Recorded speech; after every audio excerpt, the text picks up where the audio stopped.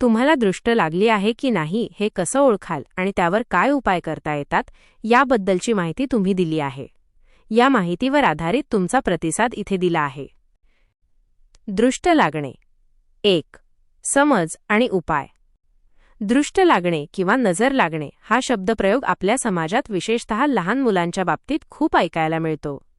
बाळाने खाणं सोडलं, कोणाची तरी दृष्ट लागली वाटतं, किंवा हे काम का होत नाहीये, कदाचित कोणाची तरी दृष्ट लागली आहे, अशी वाक्यं सर्रास वापरली जातात.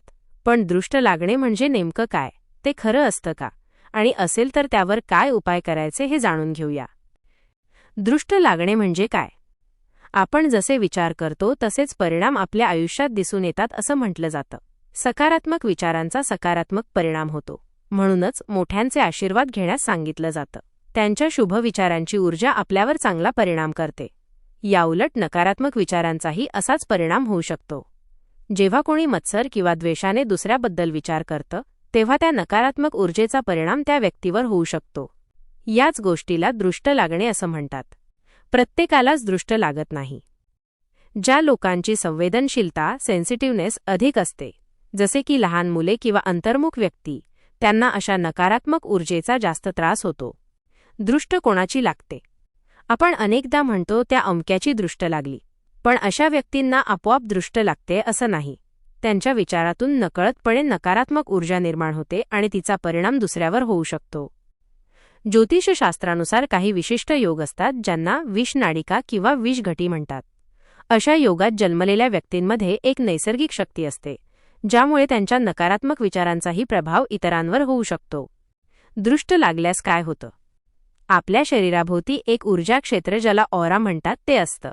ही ऊर्जा बाहेरील विचारांमुळे प्रभावित होते. जेव्हा नकारात्मक विचार किंवा दृष्ट या ऑरावर परिणाम करते, तेव्हा ती असंतुलित होते. या असंतुलनालाच दृष्ट लागणे असं म्हणतात. दृष्ट लागली आहे हे कसं ओळखाल?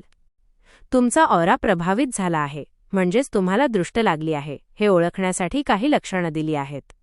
डोकं जड होणे, डोकंदुखी, नकारात्मक विचार वाढणे, भूक मंदावणे, प्रयत्न करूनही काम न होणे. जर तुम्हाला ही लक्षणं दिसत असतील तर तुमचा ऑरा प्रभावित झाला आहे असं समजू शकता.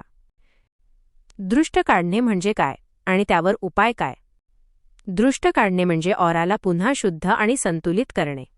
आजी किंवा घरातील मोठी माणसं ज्या विशिष्ट पद्धतीने दृष्ट काढतात, हात फिरवणे, काही विशिष्ट गोष्टी वापरणे, ते सर्व ऑरा शुद्धीकरणाचे प्रकार आहेत.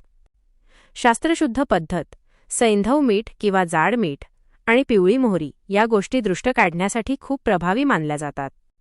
अंघोळ करताना पाण्यात मीठ टाकल्यास ताजेतवाने वाटते, कारण ती एक प्रकारे ऑरा क्लिनिंग प्रोसेस असते.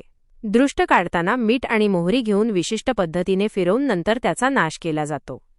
इतर उपाय तुम्ही तुमच्या ऑराला संतुलित ठेवण्यासाठी आणि नकारात्मक ऊर्जा दूर ठेवण्यासाठी खालील गोष्टी करू शकता. मीठ, मोहरी वापरून दृष्ट काढणे.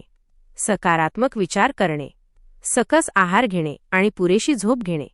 ध्यान, मंत्रोच्चार किंवा प्रार्थना करणे. संत महात्म्यांचे आशीर्वाद घेणे. ही माहिती तुम्हाला उपयुक्त वाटली असेल अशी आशा आहे. जर तुम्हाला याबद्दल आणखी काही जाणून घ्यायचं असेल किंवा तुमचा अनुभव शेअर करायचा असेल तर नक्की सांगा.